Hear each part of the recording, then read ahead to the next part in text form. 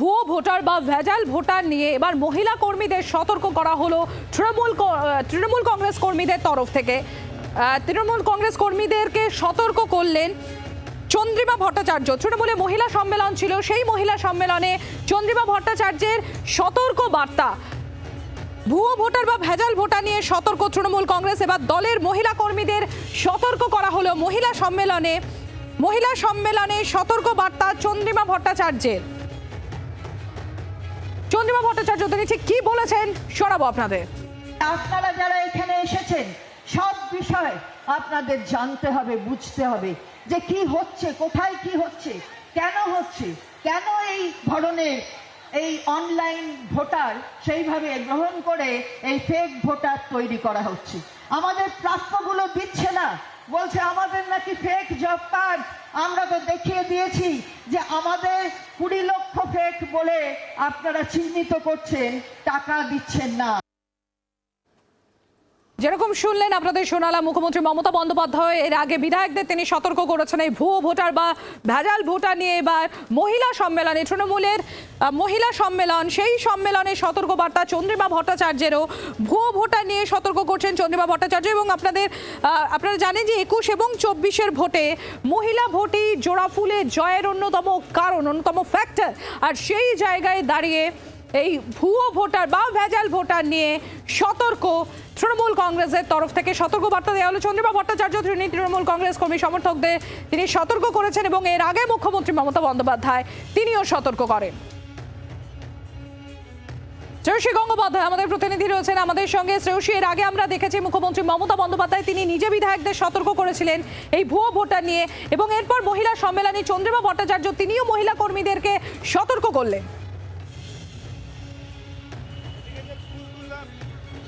একেবারে দেখো, গত 10 তারিখে আমরা দেখেছিলাম যে তৃণমূল পরিষদীয় দলের সঙ্গে তৃণমূল সুপ্রিমো বা চেয়ারপারসন মমতা বন্দ্যোপাধ্যায় যে বৈঠক করেছিলেন, সেই বৈঠকে কিন্তু কার্যতই অনলাইন ভোটার বা ভুয়ো ভোটার নিয়ে তিনি সেক্ষেত্রে দলের প্রত্যেক বিধায়ককে কিন্তু তিনি সতর্ক করেছিলেন। এবং আজকে দেখা গেল যে আজকে এক্ষেত্রে তৃণমূল মহিলা কংগ্রেসের একটা প্রোগ্রাম চলছে, যে প্রোগ্রামটার নাম হচ্ছে আলাপচারিতা, প্রত্যেকটা জেলাতেই হচ্ছে। এবং আজকে সেখানে দেখা গেল যে দক্ষিণ কলকাতার সেই আলাপচারিতার যে প্রোগ্রাম, সেই প্রোগ্রামে কিন্তু কার্যত সেই একই সতর্কবার্তা শোনা গেল।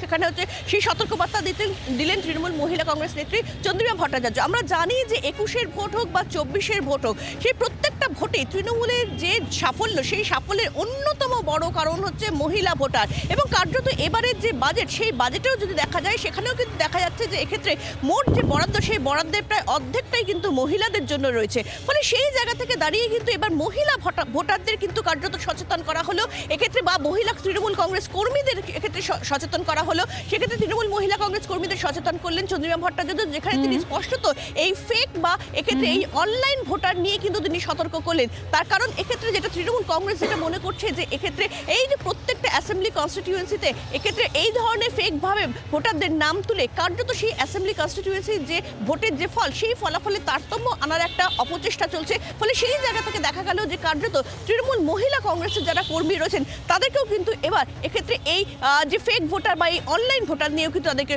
সতর্ক করা হলো বা সচেতন করা হলো। ধন্যবাদ শ্রেয়সী।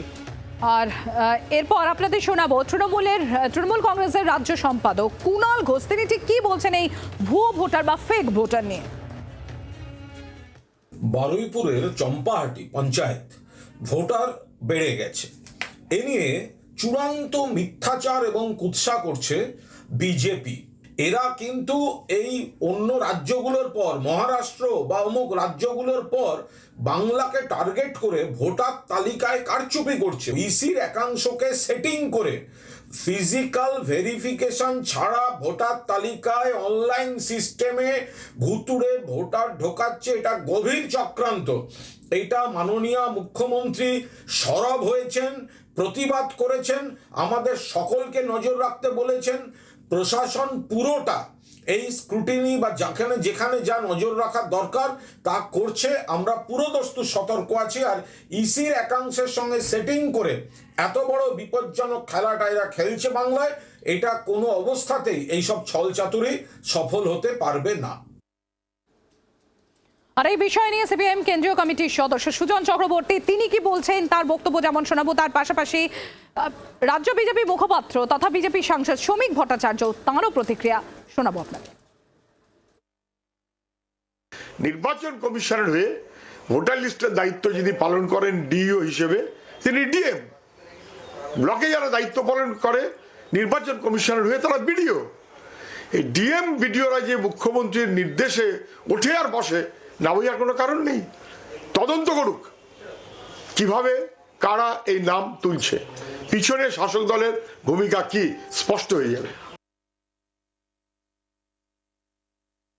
প্রত্যেকটা কনস্টিটিউয়েন্সিতে পরিকল্পিতভাবে তৃণমূল কংগ্রেস ভোটার ঢুকিয়েছে, আর এই রাজ্যে এটা নতুন কিছু নয়। এবং মুখ্যমন্ত্রীর দলের পক্ষ থেকে বলা হচ্ছে একজন বাংলাদেশীও যেন ভোটার তালিকার বাইরে না থাকে, অর্থাৎ রোহিঙ্গা এবং বাংলাদেশি মুসলিম অনুপ্রবেশকারীদের নিয়ে আসা, তাদের ভোটার লিস্টের নাম তুলে দেওয়া এবং তাদের মূল্যবানের কাছে আত্মসমর্পণ করার, এগুলোই হলো সবচেয়ে প্রকৃষ্ট উদাহরণ। বাংলার আওয়াজ, বাঙালির আবেগ, জি 24 ঘন্টা।